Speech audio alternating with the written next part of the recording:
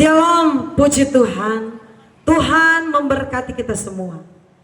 Tema khotbah hari ini, siksaan kala jengking, siksaan di akhir zaman. Saudaraku, kita harus menatap ke depan bahwa hari ini, saat ini bukan lagi saat kita untuk main-main. Pengiringan kita bukan berada di zamannya 1000 tahun yang lalu, 500 tahun yang lalu, tetapi kita sudah berada di penghujung bumi, sudah ada di akhir zaman, dan banyak peristiwa-peristiwa akan terjadi di akhir zaman yang dicatat oleh kitab Wahyu.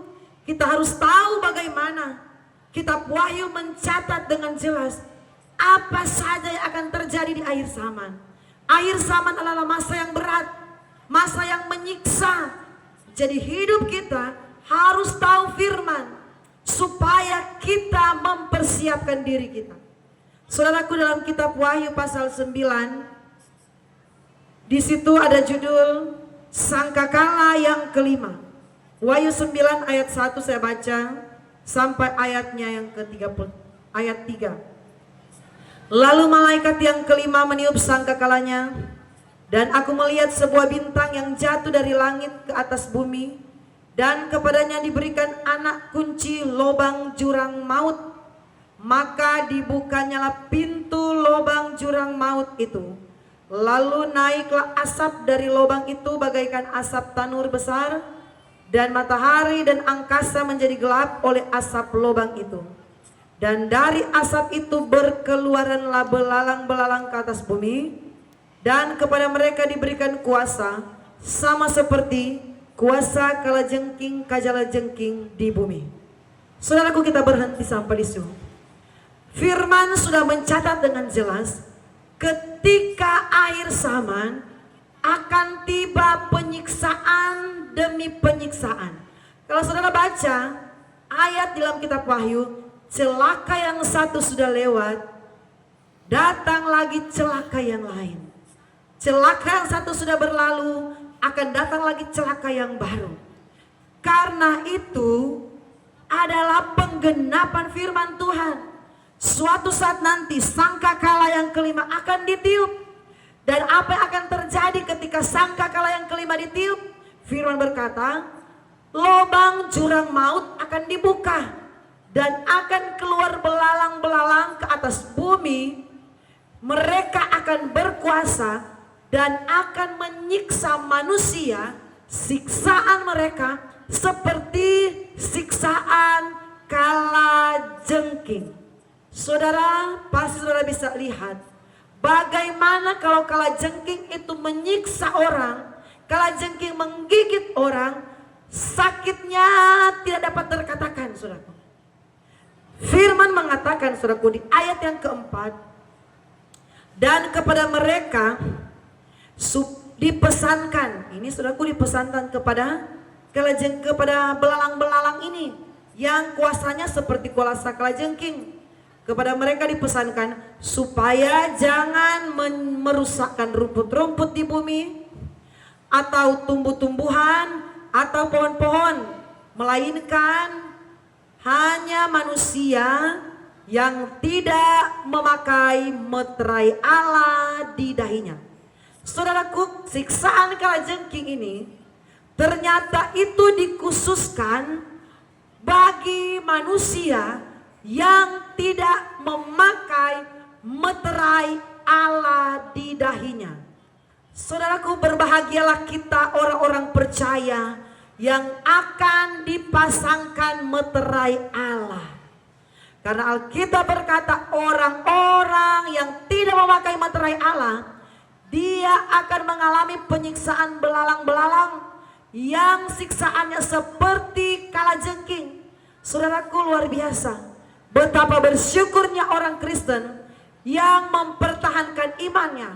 Saya percaya kalau dia hidup benar dengan Tuhan, Tuhan akan pasangkan meterai Allah di dahinya.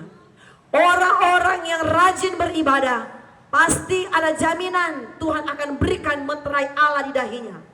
Saudara, perhatikan ayat selanjutnya. dan mereka diperkenankan. Ayat 5, bukan untuk membunuh manusia, melainkan hanya untuk menyiksa mereka 5 bulan lamanya. Dan siksaan itu seperti siksaan kalajengking apabila ia menyengat manusia. Ayat 6, ayat yang kita perhatikan bersama. Dan pada masa itu orang-orang akan mencari maut, tetapi tidak akan menemukannya. Mereka akan ingin mati, tetapi maut lari dari mereka. Saudaraku, firman berkata, ternyata di masa itu, di penyiksaan belalang yang serupa dengan kalajengking, maut tidak ada. Maut tidak berkuasa. Firman bilang, saudaraku, mereka ingin mati, saudaraku. Mereka ingin mencari mati. Karena apa mereka ingin mati? Karena tidak tahan. Tidak tahan dengan penyiksaan, saudaraku. Belalang-belalang itu menyiksa orang-orang yang tidak ada meterai Allah. Penyiksaan itu penyiksaan yang luar biasa. Dikatakan orang ingin mati, mereka mencari maut, tetapi maut lari daripada mereka. Artinya apa? Memang akhir zaman itu, saudaraku, bukan lagi main-main. Orang yang bertahan sampai pada kesudahannya akan selamat, kata firman Tuhan. Hari ini hari kemurahan Tuhan terbuka bagi kita. Jangan main-main lagi dengan pengiringan kita dengan Tuhan. Firman bilang, saudaraku, di ayat yang ke-6 tadi. Dan pada masa itu orang-orang akan mencari maut. Orang-orang mau cari mati, saudaraku. Orang-orang ingin bunuh diri, saudaraku. Tetapi mereka tidak menemukannya. Mereka akan ingin mati, tetapi maut lari dari mereka. Mengapa, saudaraku, mereka ingin mati? Karena siksaan itu teramat siksa, saudaraku. Siksaan itu yang Tuhan luaskan memang betul-betul siksa. Kalau sekarang saudara merasa beban berat, banyak yang gantung diri sudah habis mati langsung, saudaraku. Ada yang merasa tidak mampu dengan pergumulan, kita lihat, saudaraku, minum baygon, mati. Tetapi, saudaraku, di masa itu Alkitab mengatakan orang mau cari maut, maut lari dari mereka.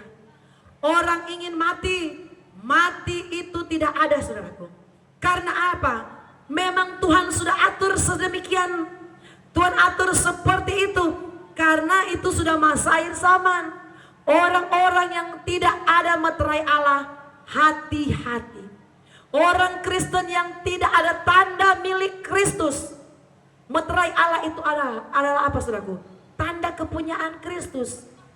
Kalau orang-orang milik antikris, dia akan menerima tanda antikris, yaitu chip yang akan dipasangkan di dahi mereka, kata firman Tuhan. Itu orang-orang milik antikristus, ada dia punya tanda. Tetapi orang-orang yang menjadi milik Tuhan, orang-orang yang memakai meterai Allah, mereka adalah milik Kristus. Bagaimana kita akan menjadi milik Kristus? Bagaimana kita akan dipasangkan meterai Allah? Tuhan akan kasih label, ini milik Tuhan. Tuhan kasih label meterai Allah, ini milik Tuhan. Bagaimana kita bisa diberikan meterai Allah, saudaraku? Kalau kita malas-malas beribadah. Amin. Orang yang malas beribadah, saya jamin tidak akan diberikan meterai Allah. Orang-orang yang takut memberi untuk pembangunan, takut berkorban, tidak akan diberikan meterai Allah. Orang yang rasa bosan berdoa, tidak suka memuji Tuhan, sukanya happy-happy jalan santai, jangan pernah bermimpi akan menerima meterai Allah. Saudaraku, meterai Allah ini tidak main-main. Itu adalah tanda khusus yang Bapa di surga berikan bagi benar-benar mengasihi Dia, bagi siapa yang benar-benar melakukan firman Tuhan. Saudaraku, berbahagialah kalau kita diberikan meterai Allah. Karena apa? Kita tidak akan mengalami penyiksaan kalajengking. Kita akan dipagari, saudaraku. Kita akan dibentengi. Karena apa? Tuhan tahu. Tuhan beri kekuasaan kepada iblis untuk melakukan penyiksaan di akhir zaman. Tetapi yang menjadi bagian Tuhan, iblis jangan sentuh. Orang yang banyak pakai meterai Allah, iblis jangan koreh, iblis jangan sentuh. Karena Tuhan sudah bentengi dengan meterai Allah. Saudaraku, di hari-hari ini bukan lagi untuk kita santai. Di hari-hari ini bukan lagi kita untuk berdiam diri. Jangan main-main dengan Tuhan. Akhir zaman sudah ada di depan mata. Siapkan dirimu, siapkan imanmu, siapkan rohanimu, siapkan sungguh-sungguh kepribadianmu yang benar dengan Tuhan, supaya engkau memperoleh meterai Allah. Ayat firman Tuhan mengatakan, saudaraku, Wahyu 9 ayat yang selanjutnya. Ayat 4, dan kepada mereka dipesankan supaya mereka jangan merusak rumput-rumput di bumi atau pohon-pohon, melainkan hanya manusia yang tidak memakai meterai Allah. Manusia yang tidak memakai meterai Allah, mereka akan mengalami penyiksaan. Ayat 6, ayat 5, mereka diperkenankan bukan untuk membunuh manusia, melainkan hanya untuk menyiksa. Dan siksaan itu seperti siksaan kalajengking apabila ia menyengat manusia. Saudaraku, orang bilang mendingan langsung dibunuh aja daripada disiksa. Tetapi ini yang harus terjadi. Tidak dibunuh, saudaraku, tapi disiksa. Saudara bisa bayangkan betapa menyiksanya siksaan belalang-belalang ini. Karena belalang ini bukan belalang main-main. Dikatakan belalang ini keluar dari lubang jurang maut, saudaraku. Bukan belalang-belalang tanah, bukan belalang-belalang di daun-daun, saudaraku, tetapi belalang khusus dari lubang jurang maut. Dia datang ke atas bumi untuk menyiksa orang-orang yang tidak memakai meterai Allah, orang-orang yang sembarang-sembarang, orang-orang yang hidup sesuka hati, orang-orang yang hidup tidak melakukan firman, orang-orang yang tidak mempedulikan firman Tuhan, orang-orang yang anggap enteng hamba-hamba Tuhan yang menyampaikan firman. Hati-hati, saudaraku, belalang itu adalah belalang akhir zaman yang dipersiapkan untuk melakukan penyiksaan kepada orang-orang yang tidak setia kepada Tuhan. Jangan sampai Tuhan dapati kita tidak setia. Lagu berkata seperti ini, selidiki aku, lihat hatiku, apakah ku sungguh mengasihimu, Yesus. Saudaraku, Tuhan tahu mana yang benar-benar mengasihi Tuhan, mana yang cuma sekedar. Tuhan tidak mau kalau kita cuma sekedar. Tuhan tidak mau kalau kita tidak sungguh-sungguh mengasihi Tuhan, tidak mau beribadah, cuek-cuek dengan firman Tuhan. Hati-hati, jangan sampai kita masuk kategori orang-orang yang tidak pakai meterai Allah. Kalau sampai kita masuk dikatakan tidak ada meterai Allah, so pasti penyiksaan belalang-belalang ini akan datang dalam hidup kita. Saudaraku, jangan main-main. Ubah hidupmu, baharui hatimu, bawa dirimu sungguh-sungguh dengan Tuhan. Karena hanya orang yang sungguh-sungguh dengan Tuhan yang akan mendapatkan perlindungan meterai Allah.